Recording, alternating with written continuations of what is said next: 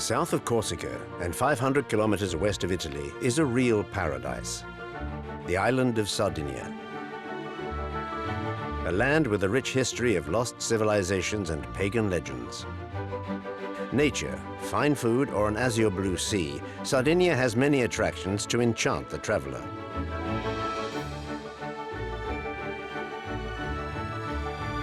An island adventure in search of a people, their language, and their culture. Far from the tourist spots and fancy beach resorts, the island offers an alternative adventure to the discerning traveler. From north to south, from the coast to the countryside, join us for a colorful journey to Sardinia's heartland.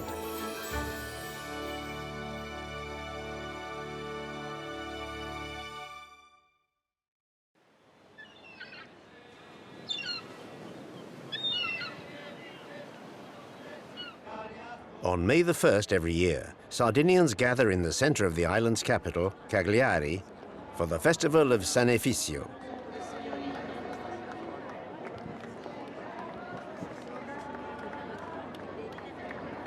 The inhabitants of each village parade in traditional costume.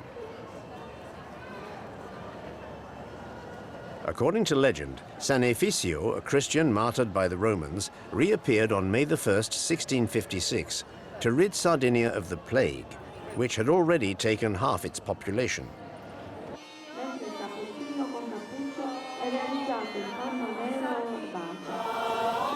A procession and celebrations in his honor take place every year. It's the oldest and longest Italian religious procession. It takes 4 days and covers 65 kilometers. Even today, the population's enthusiasm for the festival hasn't decreased.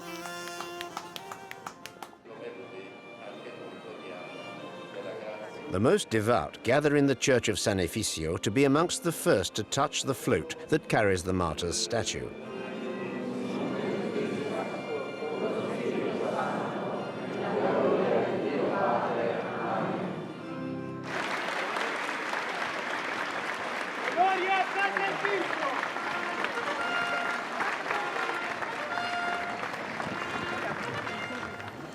In the streets, the faithful show how important this event is for Sardinians.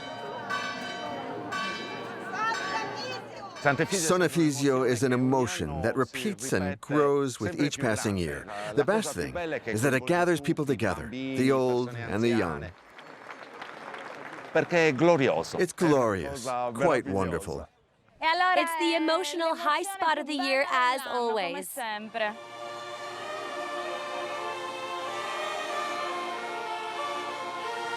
The sound of the traditional instrument, the Launeddas, accompanies the procession.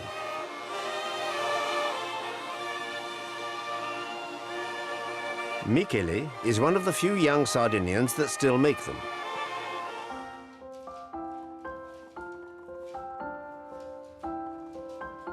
His workshop tells the story of an instrument shrouded in mystery. Its origins date back 3,000 years to Africa and the Middle East, where it was used for magical ritual. It first came to Sardinia in the early 19th century. Its sound is from a living element, the reed. Each cane is different, and you never know how a new bit of reed will sound. When I make one, I always hope it'll sound exceptional.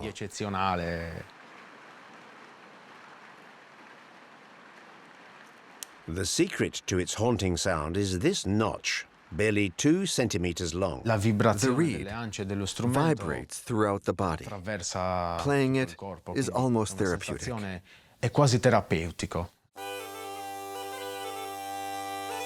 Playing the Launeddas requires circular breathing. The air must be continually under pressure, independent of the breathing process. The cheeks are used as an air reserve, a bit like the bag of a bagpipe.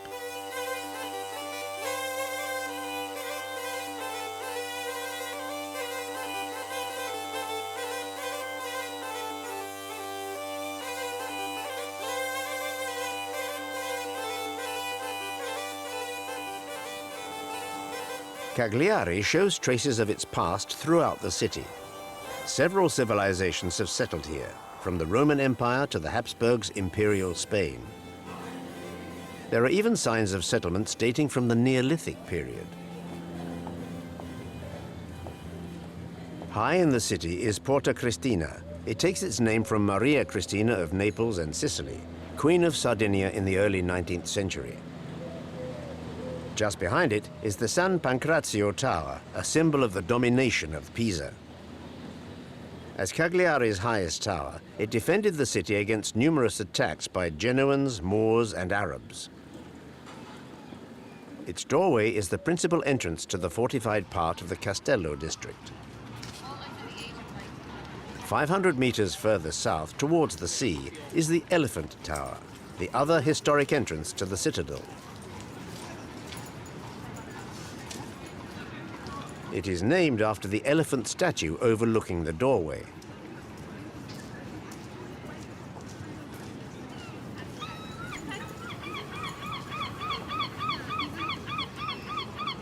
Another doorway is named after an animal, the lion door with its two sculpted lion's heads.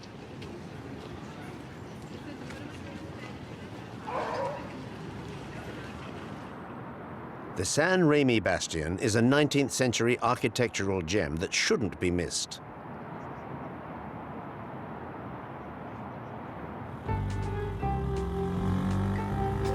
It is also a favorite meeting point for Vespa enthusiasts, the iconic Italian scooter. It was invented at the end of the Second World War. Following the German and Italian defeat, the Piaggio company no longer had the right to build aeroplanes, so they built a new, modern and economical mode of transport. It could be ridden by men and women, and Italian style naturally demanded that the riders' clothes stayed clean.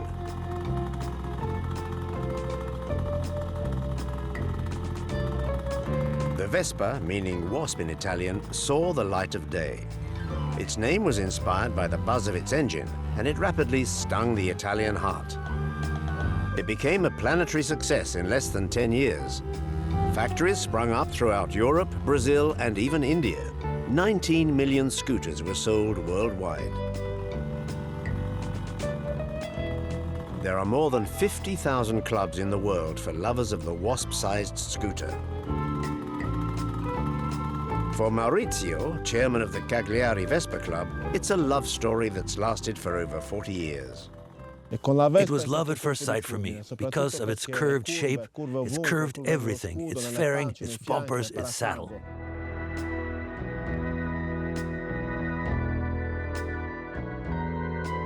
The first time I rode a Vespa, I felt totally free.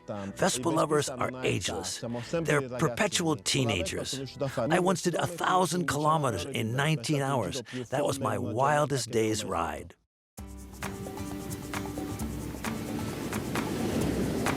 Maurizio and his friends drive along the coast to Poet's Beach.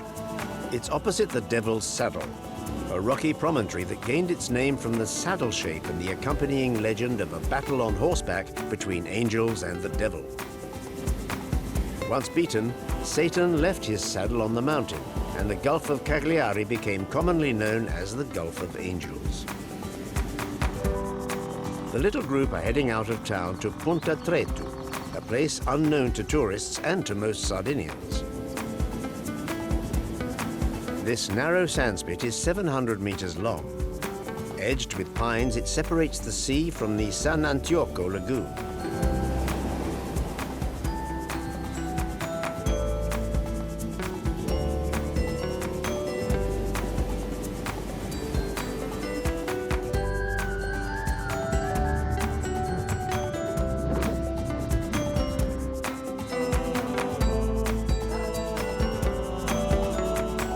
The wind blows from all directions all year round, making it the best kite surfing spot in Sardinia.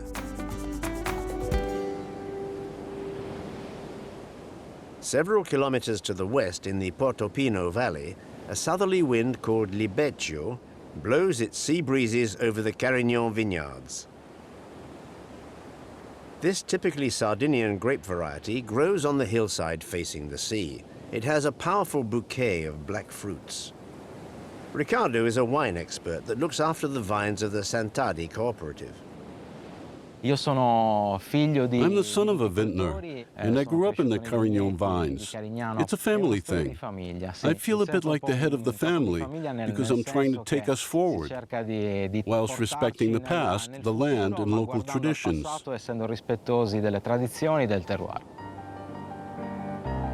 This land, made up of sandy soil, helped the vines resist phylloxera, an insect pest native to America which decimated European vineyards in the late 19th century. This terroir grows 100-year-old grape varieties that belong to both modern and traditional Sardinia. This wine is in the heart and veins of the Sardinian people. Wine has been made in Sardinia for 2,000 or 3,000 years. That's a heavy responsibility to bear, a considerable heritage. A powerful nectar with a story to tell from time immemorial. Excavations have shown that Sardinian wine existed more than 1,000 years before the reign of the first Roman emperor.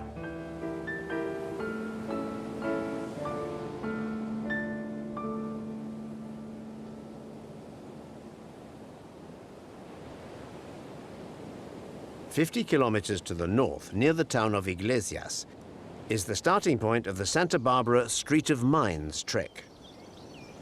With more than 30 stages covering 500 kilometers, hikers find themselves deep in Sardinian mining country. The dirt track winds through a landscape of hills, vineyards, marshes, and coastline. Mining dates back to the 6th century before the Common Era. The fortunes of the island's 59 mine owners were made from zinc, lead, iron, copper, and silver. One of the signature sites of the Street of Mines is La Marmora, the old ore washery. The ruin is known for its steep-walled arches rising up from pink granite cliffs overlooking the sea. Exporting ore to the continent was quite a process. The ore wagons had to be unloaded, then loaded by hand onto small sailing ships before being loaded onto larger cargo ships. Exorbitant transportation costs restricted Sardinian mining activity, but in the mid-20th century, an engineer revolutionized loading methods. The Belgian mining company Vieille Montagne asked Cesare Veceli, a local engineer, to devise a system that enabled the train wagons to be directly unloaded onto cargo ships. He created Porto Flavia, an ingenious facility dug into the rock overlooking the sea in a deep water zone accessible to heavy cargo ships. Even today, it's still possible to tour Porto Flavia.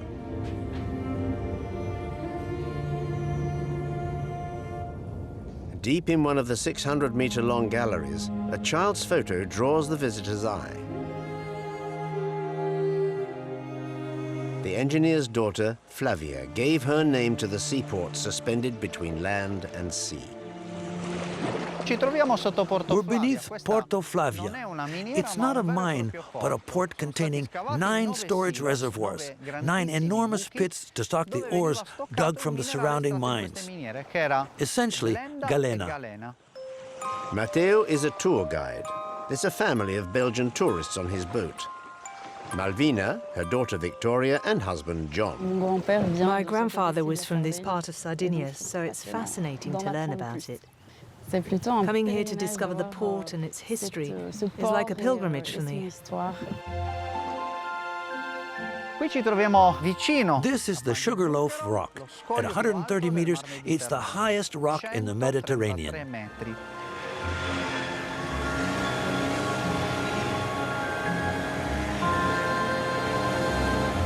Matteo is taking the family to places that most people never see.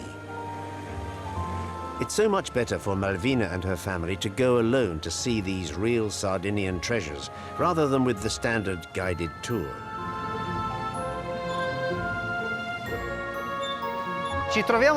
Now we're in the Blue Grotto.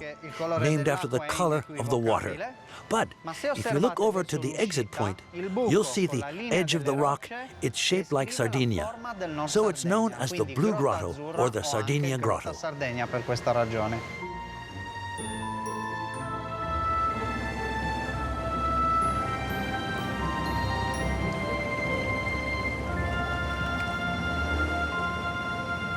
Now that you've seen the Sugarloaf and Porto Flavia, I'll take you to a little cove, to my favorite beach. The crew head towards Masua, an idyllic cove where a little beach restaurant offers local specialities to those in the know.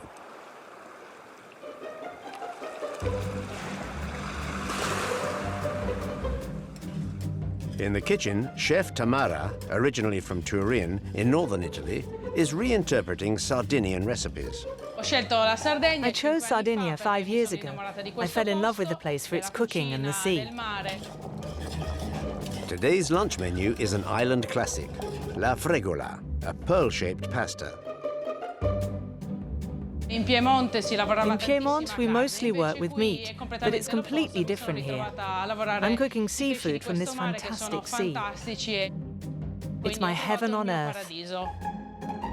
A succulent mix of mussels, calamari, and giant pink prawns.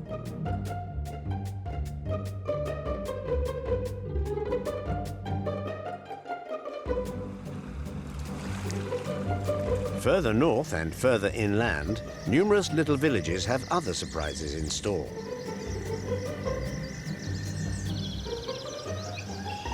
The villagers of Arbus have been keen ironworkers since antiquity. The tradition is still being maintained by a keen knife maker.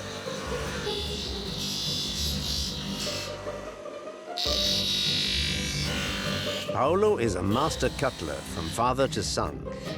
He's been working his trade for 60 years. Sardinian knife making is part of the islanders' identity. Sardinians always have a knife in their pocket. All of them. Knives are always useful. If you haven't got one, you need one. If you have, you can use it for anything. For cleaning your fingernails, anything you like. For cutting bread and cheese, chopping meat, for sausages. What would a hunter do without one? What would the shepherd do without a knife? For us, it's not a weapon. It's not dangerous. It's a friend that is always there to help you. My favorite moment is when I install the ring to the handle. The ring controls everything, the handle as well as the blade.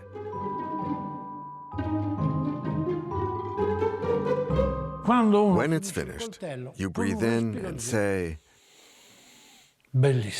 beautiful. Or you say, well, I could have done better.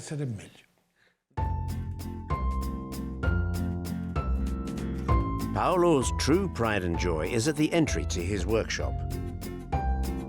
At 4 meters 85 long, its 2 centimeter thick blade weighs 295 kilos, making it the heaviest knife in the world. It's even recorded in the famous Book of Records. Just opposite, Paolo has transformed his parents' old house into a knife museum.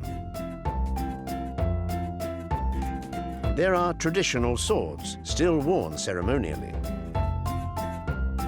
This is the blade of one of the earliest knives used on the island over 3,000 years ago.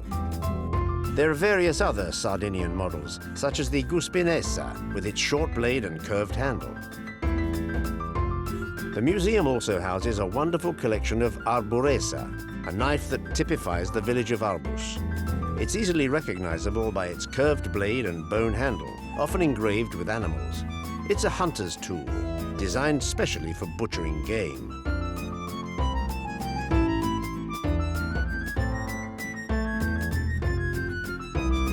The love of the blade is not confined to men. This tiny knife was offered by men to their intended wives. The pineta kokoi truly served as an engagement ring. On heading north into the Oristano region, the village of Bossa is a destination not to be missed. With its pastel-colored buildings lining the banks of the river Temu, it's often considered to be Italy's prettiest village. Bursa was established in the 9th century by Phoenicians, the ancestors of the Lebanese and Syrian people. On Serravalle Hill lies the ruined castle of the Tuscan family Malaspina. Built in the 12th century, it serves as a reminder of the power of the Republic of Pisa in Sardinia. Just below is the Sacosta district. It was a working-class area until it was abandoned in the last century in favor of the coast. But it is now much appreciated by tourists. Going down towards the river Temo, through the narrow streets of the Bossa Nuova district, the sound of Sardinia can be heard. On the premises of Bossa's polyphonic choir, 4 men known as Canto I Tragiu are singing one of the village's most symbolic songs, Bossa Resurrected.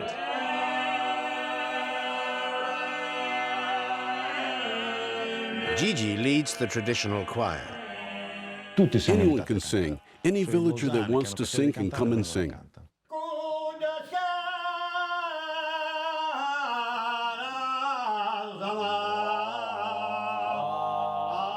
Seeing 4 generations singing together is wonderful and vital. We inherit the tradition, then we pass it on. Sardinian polyphonic singing is inscribed in UNESCO's Intangible Cultural Heritage List. The language of our songs is Sardinian. It's not a dialect, but a language, and we're proud of it. We try to keep it alive. Singing is very important in Sardinia. It promotes and enhances our language. La lingua sarda.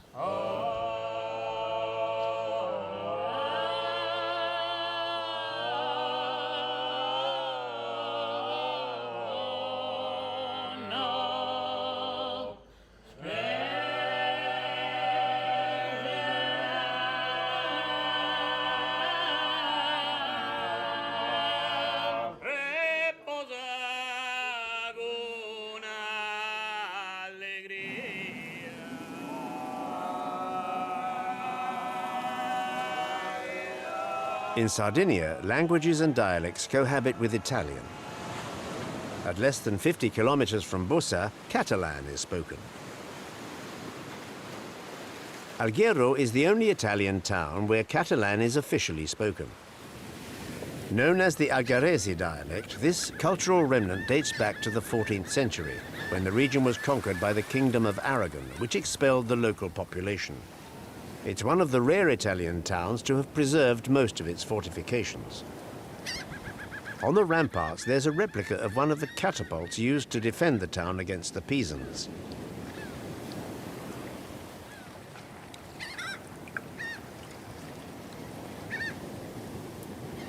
This is the Torre dell'Esperone Real. Its walls are an impressive 6 meters thick. It says something about the spirit of Sardinian women, as they defended it against the Viscount of Narbonne in the 15th century. It's also been known as Sulis Tower since the 19th century, named after the revolutionary Vincenzo Sulis, who was imprisoned there for 22 years. Today it houses temporary exhibitions.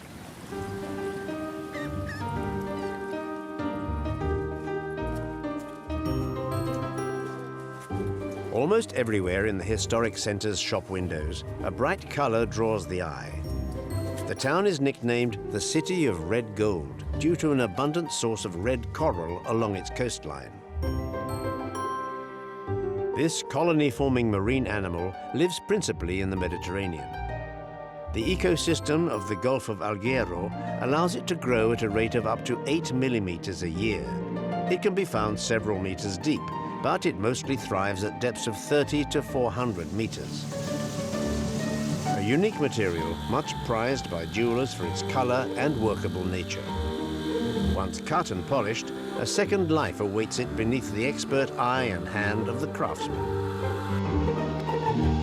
The Marogna family have been making jewelry since the 1950s.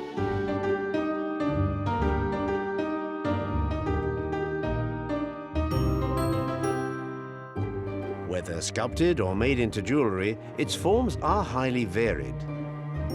This necklace of handmade beads is valued at over 50,000 euros.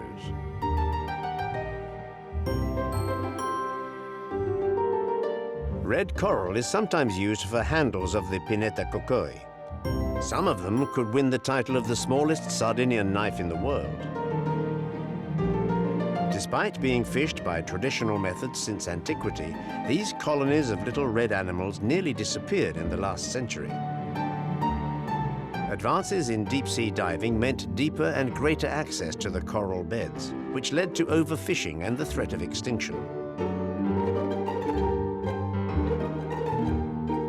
Today, their fishing is highly protected and sustainable. People come from all over the world to see them underwater.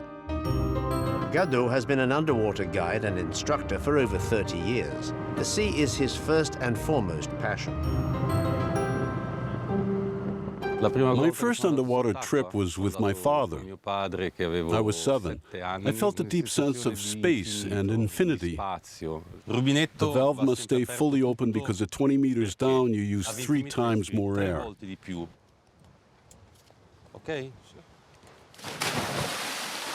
Sardinia has great riches concealed beneath the waves. It's a true pleasure to take tourists to see the red coral in its natural state and not at the jewelers.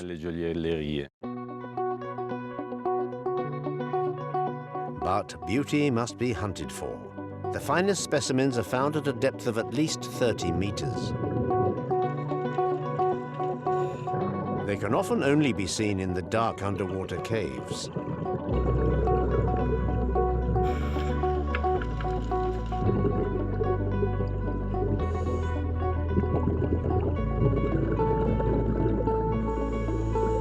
The colonies are usually 5 to 20 centimeters across. Their red-colored skeleton is called a polyp and is made of calcium carbonate. On the top are numerous white polyps. In summer, the male polyp's sperm combines with female polyp's eggs in the water. The fertilized egg attaches itself to a rock where it too becomes a polyp. Every year, only 70 tons can be fished from the Mediterranean.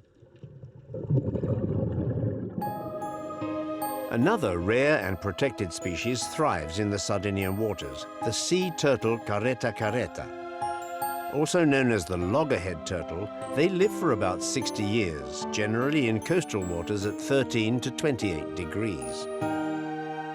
They measure up to 1 meter long and weigh up to 140 kilos. Between June and the end of August, the loggerheads lay their eggs on Sardinian beaches. But many of them die in the Mediterranean. The international community has put them on the endangered species list, chiefly due to human activity. Fishing nets and litter constitute their principal hazards. In northwest Sardinia, a recovery center has been treating damaged turtles since 2006. It's on Asinara Island, where there is over 50 kilometers of almost uninhabited protected reserve. Grama, the recovery center, is within the magnificent bay of Cagliari. There are currently 4 turtles in the clinic. Laura, the director, and Roberta, the biologist, are doing everything they can for them. Joya, a 20-year-old female, is being given her favorite meal. Today, Joya is being given fresh mussels. We found her floating after a collision with a boat. She'd lost her front left flipper. We treated her for a few months. She was anemic. She couldn't eat, so we fed her for nearly 9 months with a feeding tube. Now she's a lot better, and we'll soon be able to set her free.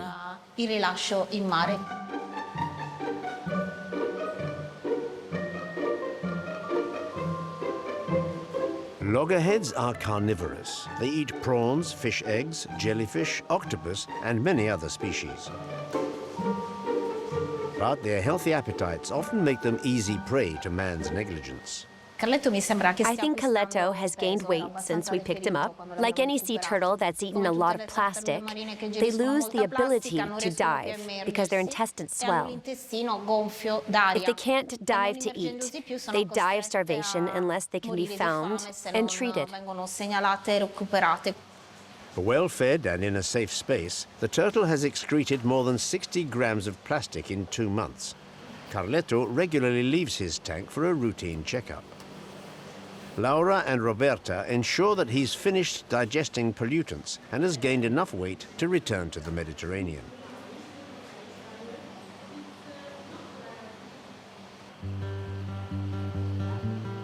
Since 2006, the Krama Association has healed and returned 150 turtles to the sea.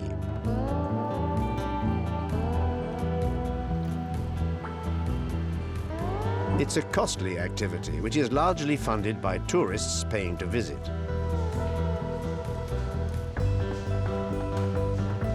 There is also an exhibition to raise public awareness of the need to safeguard flora and fauna. Tourists can't stay overnight on the island. They make day visits on foot, bikes, or buggies. The national park has a large number of donkeys. No one knows when they first arrived or where they came from. There's a legend that says they arrived following a shipwreck. It's also thought that the Duke of Asinara imported them from Egypt in the 19th century. Some of them are known as Asinara donkeys. They're easily recognizable by their white coat and blue eyes. Their pink nose and broad breast set them apart from the grayer donkeys. The scrubland has very interesting plant life. The lentisk, or mastic shrub, is well known for its medicinal properties.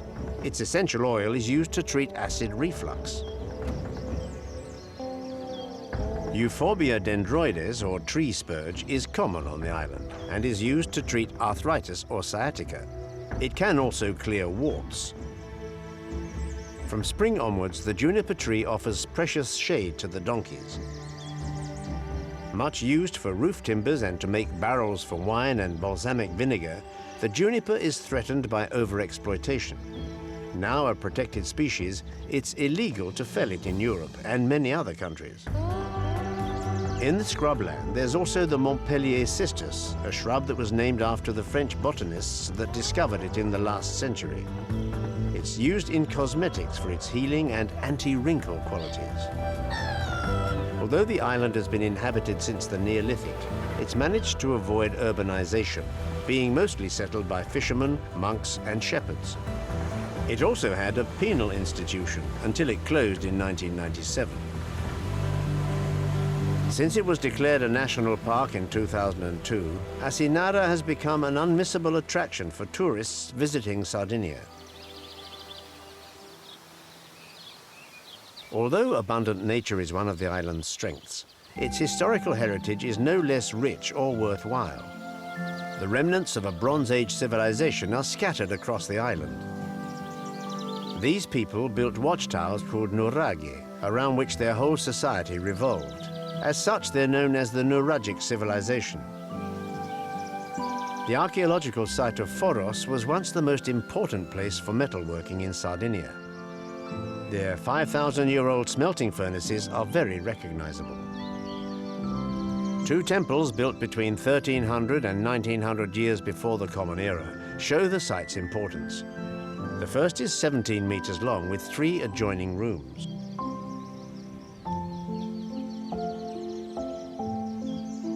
The Nuragic people's spirituality was water-based. People came from far and wide to participate in rituals around sacred wells.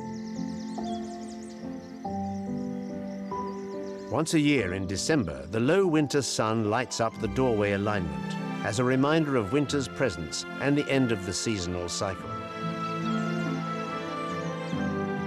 The second temple is also built from granite and local shale.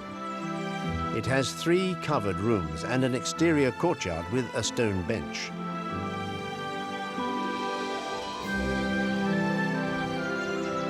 Their dwellings, known as insula, are small, round buildings. Their roofs were probably made from thatch or slate. This one has 12 rooms and a magnificent view of the valley. The Nuragic people buried their dead in funerary chambers known as giants' tombs. Although they resemble modern graves, their name comes from their considerable length, at least 20 meters long. According to their beliefs, Matere, the goddess of dawn and the morning, mated with a bull to give new life to the dead.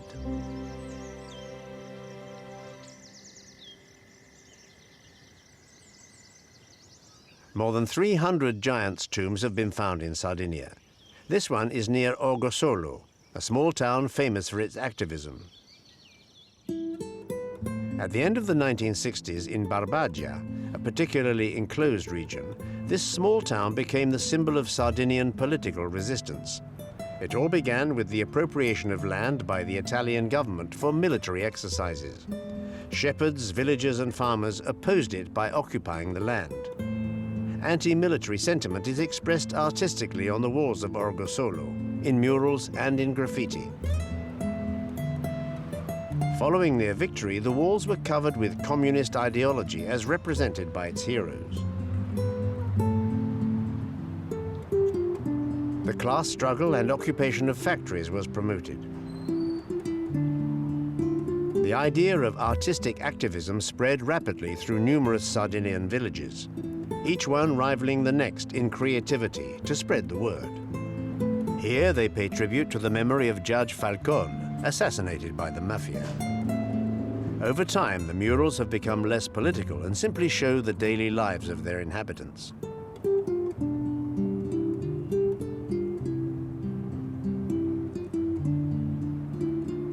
The houses proudly exhibit the philosophy or particular passion of their owners. Whether riding enthusiasts or modern art lovers, everyone gives free rein to their expression.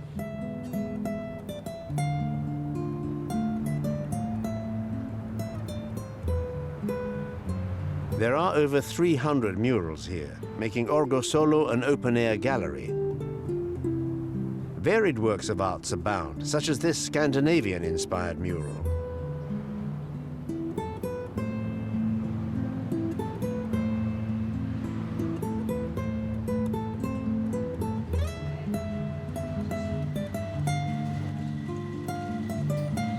In one of the local homes, the Filindeu family work together to prepare the pasta, as they do every Saturday. Making it collectively is a family tradition. It gets us all together, the children, cousins, grandmothers, and moms. There are over 300 different varieties of pasta in Sardinia, with over 1,200 different names. Each Sardinian village has its own recipe. The pasta we're making is called sos orugliones. We've stuffed them with salt, fresh eggs, chard, and goat's cheese. The island's best-known ravioli, courlogiones, comes from this region. They're stuffed with potato, mint, and sheep's cheese. In Barbagia, this dish is not only considered as food, but also as a precious gift and mark of respect and friendship. In Sardinian culture, courlogiones are amulets that protect and ward off evil spirits. The way of closing and sealing them has a name, saspigita. Although salt, wheat and water are necessary for making pasta, for some varieties a further ingredient is much sought after, expertise. It's certainly the case for Filindeu, a dried pasta mostly used in mutton soup, typical of the region. It's the world's rarest pasta because it's quite impossible to produce industrially. The secret of its making is well kept by only a few initiates. The pasta has to be stretched manually to obtain extremely fine threads. Its price can be as high as €150 a kilo. Filindeu, which means son of God in Sardinian, is even inscribed as an intangible cultural heritage by UNESCO. Filindeu is Anna's passion, but no one was prepared to teach her, so she mastered the art herself. It took me almost a year to learn to pull the threads correctly. It's a very difficult but fascinating process to master. When I finally created the magic thread, I was like a child in a toy shop. For the last 6 years, Anna has been able to pull up to 256 threads. They're applied in 3 layers on a round wicker base before being left to sun-dry for several hours. Anna shares her passion for Filindeu on social networks. She organizes events and cooking classes around the precious thread. Whether for its cooking or painting, Barbagia is a constant source of surprise to the visitor. Enclosed by mountains, this part of central Sardinia is the least populated of Italy. Its isolation has helped to preserve its culture and authenticity. As early as the Roman era, its inhabitants were opposed to the empire. They were referred to as barbarians, which led to the region being named Barbagia.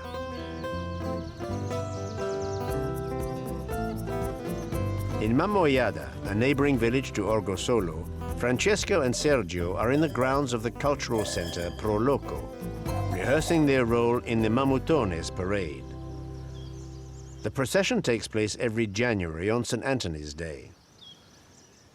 The Mamutones costume is a sheepskin coat called saspedes, which is typically worn by Sardinian herders.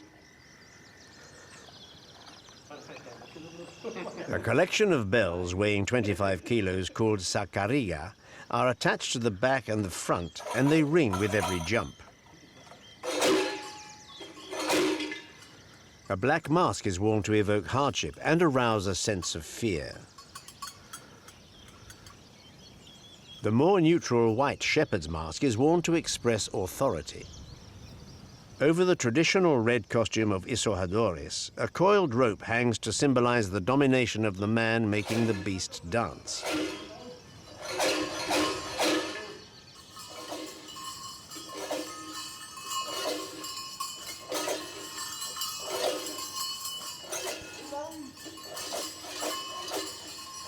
The folklore's origins are uncertain.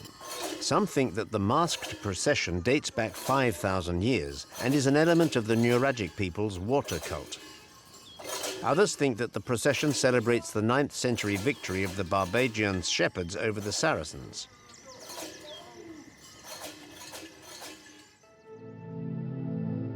A short distance from the cultural center is the Mediterranean Mask Museum.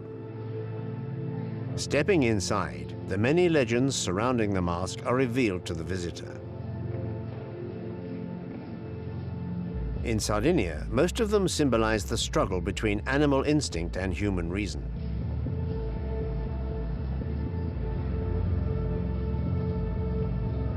These are characters from the Ottana village carnival. Bue, a disobedient bull that runs all over the place, and his keeper, Merdules, who tries to control him.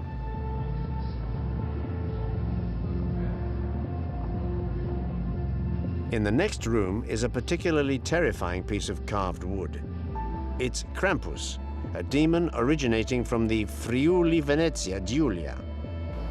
Every 5th of December on St. Nicholas's Day, he roams the streets, frightening passers-by. There's also a Spanish mask of Botaeros and a Slovenian mask of Curense, an evil character that enters people's gardens to receive offerings, or if none are given, to cast a spell.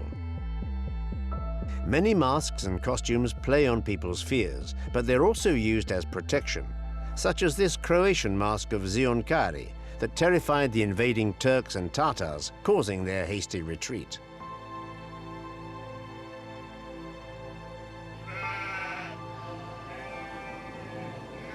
Farm animals are extremely present in Sardinian folklore, essentially because pastoralism is very much a part of local culture. With more than 3.5 million sheep and over 200,000 goats, Sardinia has earned the nickname of Shepherd's Island.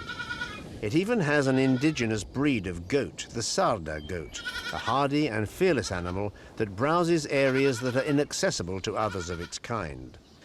The variety of vegetation to be eaten on its cliffs gives the milk its own distinctive flavor. In the Ogliastra region, above the village of Baunei, on a rocky spur on the edge of the natural park of the Orosei Gulf, nanny and billy goats take the sea air, far from the busy tourist beaches.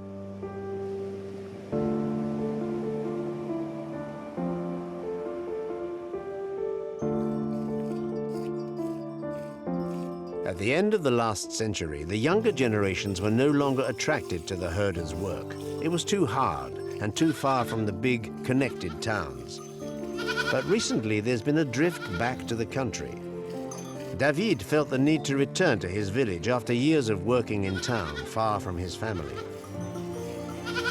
Every morning, just before 5 a.m., he milks his goats with his father, a moment of togetherness they both value immensely.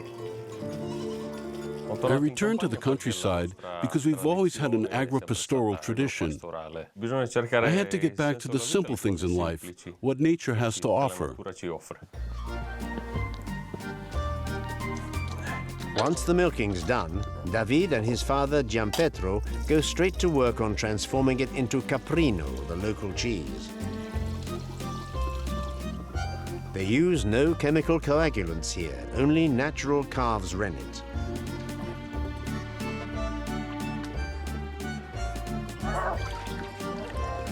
The mixture is drained and pressed by 2 pairs of hands. Our cheese is very much a family thing, passed down from father to son for many generations. These cheeses are part of Sardinia. You could even say they make up Sardinia's soul. It takes a minimum of 2 weeks to mature caprino, but can take more than a year. In Sardinia, there are about 15 typical varieties like Cagliari, the world's oldest cheese, which has been eaten since prehistoric times. It's a baby goat's first milk, which it coagulates in its stomach. It is creamy, very spicy, and only for rare occasions. Fiscudu is a cream cheese preserved in brine and is much appreciated for its acidity and saltiness. In an ololai, a traditional shepherd's hut with its juniper wood roof, David is preparing goat ricotta.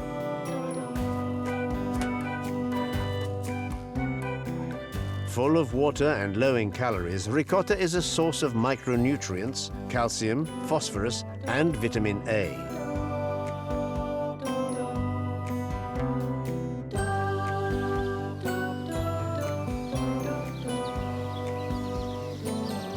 The healthy, active outdoor lifestyle in contact with nature and the elements has given its inhabitants exceptional longevity.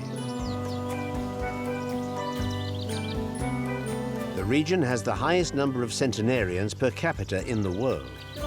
Professor Pest, a Sardinian university scholar, is leading a scientific study called Blue Zone, which has identified 14 villages particularly concerned by this phenomenon. The researchers then localized 4 other Blue Zone regions elsewhere in the world. They all have the same common denominators: a healthy lifestyle at a higher altitude, physically active beyond the age of 80, no stress levels, and close family and social ties. In the heart of the Ogliastara region, on the east coast, the village of Villagrande was one of the first to be identified as a blue zone. In the last 30 years, they've had about 60 centenarians. That's 1 for every 50 inhabitants, as opposed to the US, where there's only 1 for every 5,000 inhabitants. More surprising still is that half of them are men, whereas normally the large majority are women. This is a considerable source of local pride. Grandma and Grandpa are superstars. Their records for longevity are proudly painted on the walls of the village.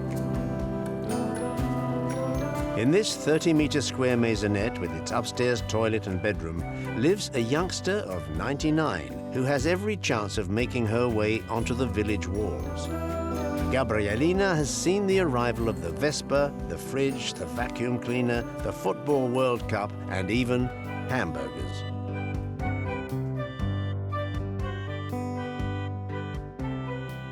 Hello. Hi, how are you? I'm fine. Did you sleep? A bit. Daniela, her niece, and her brother Gino visit her every day. Do you remember when television came? Yes. How did it seem to you? It changed everyone's lives. Nearly all the villagers had one. At first, it was only black and white. It was very good for teaching people to learn things they didn't know. What did you like? Songs and all that. Have you heard about internet? Yes, of course. People marry by internet. They meet there. What's all that nonsense about? You don't agree? No, I don't agree. Why is that? Because you can't just do what you like with holy sacraments. How many popes have you seen? 7. Gabrielina didn't marry or have children, but her ties to the rest of the family are strong. Why do you think you've lived so long? I never thought I would. When I was young, I was always ill. I'm sure even my parents would be surprised to see how long I've been here. I suppose it's because the good Lord doesn't want me to leave yet. But what's your secret? I eat healthily, good homegrown Sardinian food, and I've always been a light eater since I was young. Those that eat a lot and eat badly are always the first to go. With these wise words, our Sardinian journey draws to a close. Between the earth and the sea, amidst lush landscapes and solid local traditions, authentic Sardinia embodies the rich Mediterranean lifestyle and its abundant culture.